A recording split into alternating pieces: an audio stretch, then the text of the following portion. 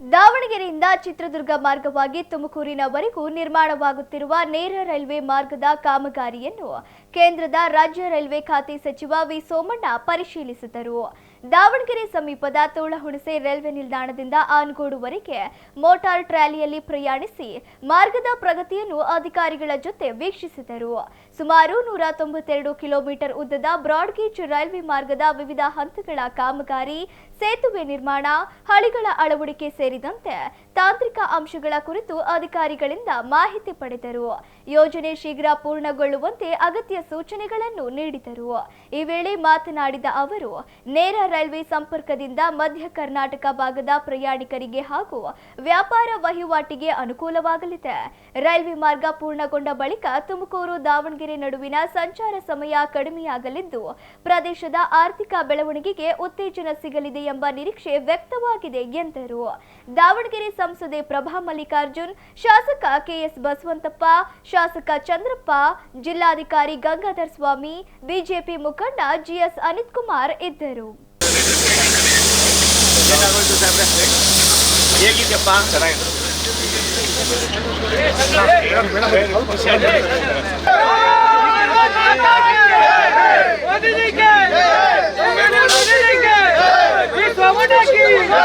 ಕೆರೆಗಳಲ್ಲಿ ಒಂದು ಟಾಯ್ಲೆಟ್ ಮಾಡಬೇಕಾದ್ರೆ 5 ಲಕ್ಷ ದುಡ್ಡು ಬರ್ತಾ ಇರಲಿಲ್ಲ. ಇವತ್ತು ನಮಗೆ ರಾಷ್ಟ್ರದ ಪ್ರಧಾನಮಂತ್ರಿಗಳು 2,93,000 ಕೋಟಿ ರೂಪಾಯಿಗಳನ್ನು ನಮ್ಮ ರೈಲ್ವೆ ಇಲಾಖೆ ಕೊಟ್ಟಿದ್ದಾರೆ. ಎಲ್ಲವೂ ಕೂಡ ದಾವಣಗೆರೆ ರೈಲ್ವೆ ಸ್ಟೇಷನ್ ಕೂಡ ಕೆಲಸ ನಡೀತಾ ಇದೆ ಅಲ್ಲಮ್ಮ. ಕೆಲಸ चल रहे हैं, काम चल रहे नहीं चल रहे?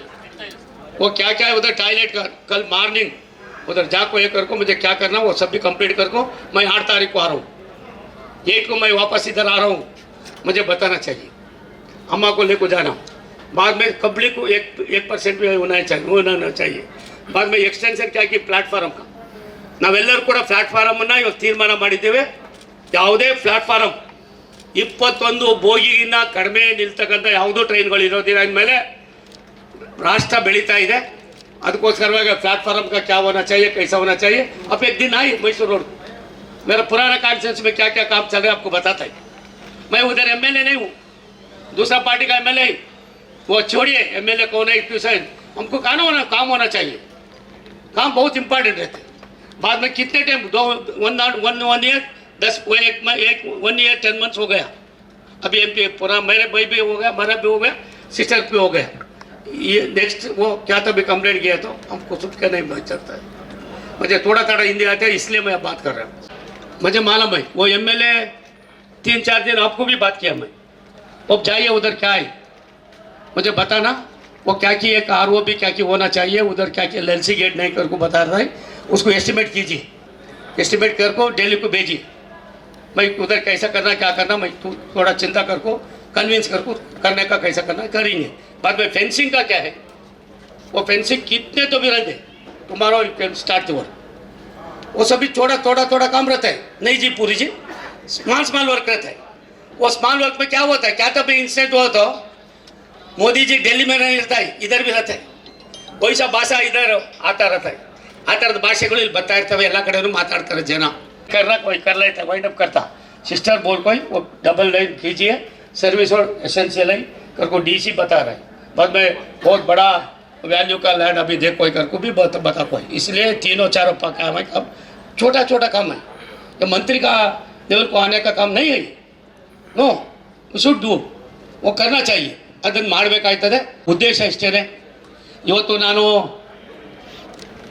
ಏನು ಸಹೋದರಿ ಹೇಳಿದ್ರು ಒಂದೇ ಭಾರತ್ ಟ್ರೈನು ಟೈಮಿಂಗ್ಸು ಅಂತ ಅಂದ್ಬಿಟ್ಟು ನನಗನ್ನಿಸ್ತದಮ್ಮ, ಒಂದು ಕಡೆ ಮುಟ್ಟಿದ್ರೆ ಈ ಹೋಯ್ತದಮ್ಮ ಎಲ್ಗ ಕಡೆ. ಮತ್ತು ಎಲ್ಲ ಪ್ರಭಾವಿಗಳ ಮಧ್ಯದಲ್ಲಿ ಒಂದೊಂದೇ ಕೆಲಸ ಮಾಡ್ತಾ ಇದ್ದೀವಮ್ಮ. ಈ ಲೈನ್ ಆಗೋ ತನಕ ಸ್ವಲ್ಪ ತೊಂದರೆ ಆಗ್ಬೋದು. ಆದರೂ ಕೂಡ ನಾನು ಒಂದು ಪತ್ರ ಬರೆದು ಅದಕ್ಕೆ ಯಾವ ರೀತಿ ಮೀಟಿಂಗ್ ಮಾಡೋಕೆ ಮಾಡ್ತೀನಿ. ತಮ್ಮನ್ನು ಕರಿತೀನಿ. ಇವಾಗ ಲೋಕಸಭಾ ಅಧಿವೇಶನ ನಡೆಯುವಾಗ ಚರ್ಚೆ ಮಾಡೋಣ. ಒಂದು 10-15-20 ನಿಮಿಷದ ವ್ಯವಸ್ಥೆಯನ್ನು ಏನಾದ್ರು ಬದಲಾವಣೆ ತರೋದಕ್ಕೆ ಅದೇನು ದೊಡ್ಡದಾಗೋದಿಲ್ಲ. ಅದನ್ನು ತರ್ತಕ್ಕಂಥ ಅದಕ್ಕೆ ಪ್ರಯತ್ನ ಮಾಡೋಣ. ನಮ್ಮಲ್ಲಿ ಫೀಸಿಬಿಲಿಟೀಸು ಮತ್ತೊಂದು ಅದಕ್ಕೆ ಒಂದು ದೊಡ್ಡ ವಿಂಗ್ ಇದೆ. ರೈಲ್ವೆ ಇಲಾಖೆಯನ್ನು 9 ಜನ ನಮ್ಮ ಡೈರೆಕ್ಟರ್ಸ್ ಇದ್ದಾರೆ. ಇದು ಒಂದು ರೀತಿ ಡಿಫೆನ್ಸ್ ಇದ್ದಂಗೆ. ಒಂದು ಹುಲ್ಕಡ್ಡಿ ಏನಾರಾದರೆ 2 ನಿಮಿಷಕ್ಕೆ ಅವ್ರಿಗೆ ಮಾಹಿತಿ ಹೋಗಿರ್ತದೆ. ದೆಹಲಿಯಲ್ಲಿ ಕುಳಿತುಕೊಂಡು ಇಷ್ಟು ಗಂಟೆಗೆ ಇಂಥ ಟ್ರೈನ್ ಬಿಡಬೇಕು ಅಂತ ಆದೇಶ ಮಾಡಿದ್ರೆ ಅಲ್ಲಿಂದ ಕುಳಿತುಕೊಂಡು ಇಲ್ಲಿ ಬಂದಂಥ ಅಧಿಕಾರಿಗಳು ಆ ಟೈಮ್ಗೆ ಕರೆಕ್ಟಾಗಿ ಬರ್ತದೆ. ಭಾರಿ ಕಡಿಮೆ ವಿರಳ ನಮ್ಮ ಟ್ರೈನ್ಗಳು ಭಾರಿ ಲೇಟಾಗಿ ಬರೋದು, ಮತ್ತೊಂದು ಮಾಡೋದು, ಮಗದೊಂದು ಬರೋದು ಭಾರಿ ಲೇಟು ಕಡಿಮೆ ಅಂತ ಉದಾಹರಣೆಗಳು ಭಾರಿ ಕಡಿಮೆ ಇರ್ತದೆ. ಇದನ್ನು ಮಾಡೋಣ. ಮತ್ತು ನಿಮ್ಮ ಶಾಸಕರು ಇದನ್ನು ಮೇಲ್ಗಡೆ ನನಗೆ ಸಿರಿಗೆರೆಯ ಸ್ವಾಮೀಜಿ 3-4 ಸಾರಿ ಫೋನ್ ಮಾಡಿದ್ರು. ನಾನು ಅವರಿಗೆ ವಿನಂತಿ ಮಾಡಿದ್ದೀನಿ, ನಮ್ಮ ಅಧಿಕಾರಿಗಳನ್ನು ಕೂಡ ಅಲ್ಲಿ ಕಳಿಸ್ಕೊಡ್ತಾ ಇದ್ದೀನಿ. ಗಂಗಾಧರ ಸ್ವಾಮಿ, ತಾವು ನಮ್ಮ ಚೀಫ್ ಇಂಜಿನಿಯರು ಮತ್ತು ನಮ್ಮ ಡೆಪ್ಟಿ ಚೀಫ್ ಇಂಜಿನಿಯರ್, ನಮ್ಮ ಆಫೀಸರ್ಸ್ आप भी जाइए, ಹೋಗಿ ಕರ್ಕೊಂಡೋಗಿ 3-4 ದಿವಸದಲ್ಲಿ ಕಬ್ जा रहे हैं पुरी जी, आपका नंबर दे डालिए DC का, ಹೋಗಿ ಕುಳಿತುಕೊಂಡು ಮಾತನಾಡಿ.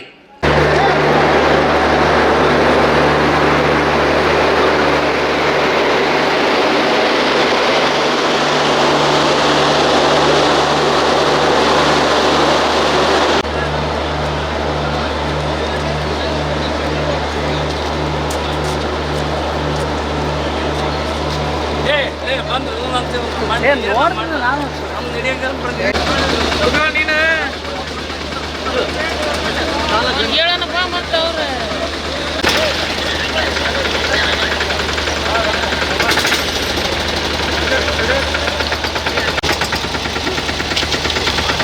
ಗಣೇಶ ಆಗಲ್ಲ, ನಾಲ್ಕು ಮೂವ್ ಆಗಲ್ಲ ಆ ಗಾಡಿನೇ ಅದಕ್ಕೋಸ್ಕರ ಏನಪ್ಪ ನೀವು ಮೊಬೈಲ್ ಅರ್ಜೆಂಟ್ ಏನಿಲ್ಲ ಮೇಲೆ ಕಲ್ಯಾಣ ಬೇಡ, ನೀವು ನಮಗೆ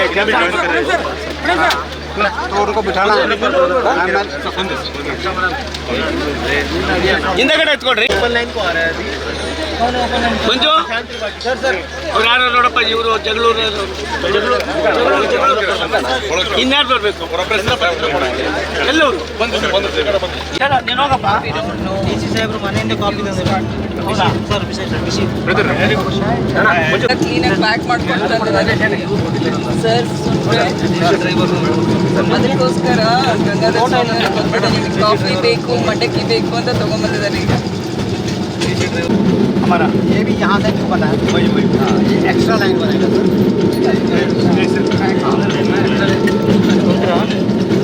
ಇನ್ನು 2 ವರ್ಷದಲ್ಲಿ ಈ ಪ್ರಾಜೆಕ್ಟ್ ಅಕ್ವಿಜೇಷನ್ ಏನು ಸ್ವಾಮಿ, ನಿಂದು 29 ಎಕರೆ 19 ಎಕರೆ ಸರ್, 19 ಎಕರೆ 29 ನೋಡಿದೆ ಇವಾಗ.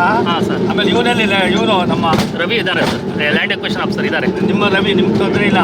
ನನಗೆ ಚಿತ್ರದುರ್ಗ ನಮ್ಮ ವೆಂಕಟೇಶ್ ಎಲ್ಲಿ ಹೇಳ್ತೀನಿ ಸರ್, ಜಾಯ್ನ್ ಆಗ್ತಾರೆ ಅಂತ ಸರ್. ಅದು ಹತ್ಕೊಂತ ಹೇಳಿದ್ದೀನಿ. ಬಟ್ 2 ಪ್ರಾವಿಷನ್ ಇಟ್ಕೊಂಡಿಲ್ಲ ಸರ್. ನಿಮ್ಗೆ ಅಡಿಕೆ ಕೂರಿಸಿದೆ ಮಧ್ಯದಲ್ಲಿ. ನಿಮ್ಗೊಂಚೂರು ಮಾಹಿತಿ ಕೊಡಪ್ಪ ಅಂತ ನೀವು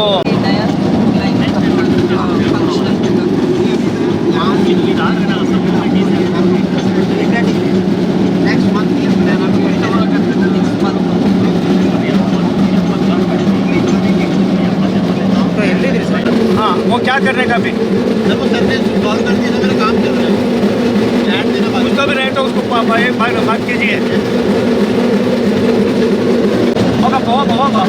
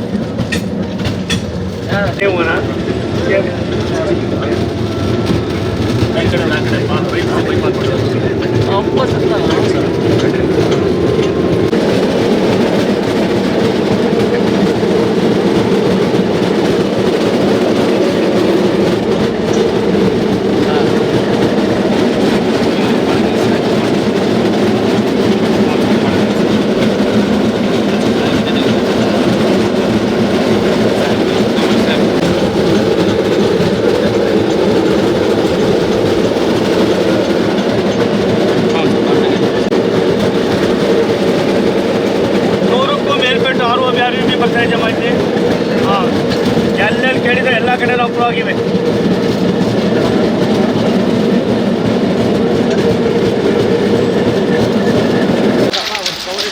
ಥ್ಯಾಂಕ್ ಯು. ಕಾಲು ಹಿಡ್ಕೊಂಡು ಸಾರಿ.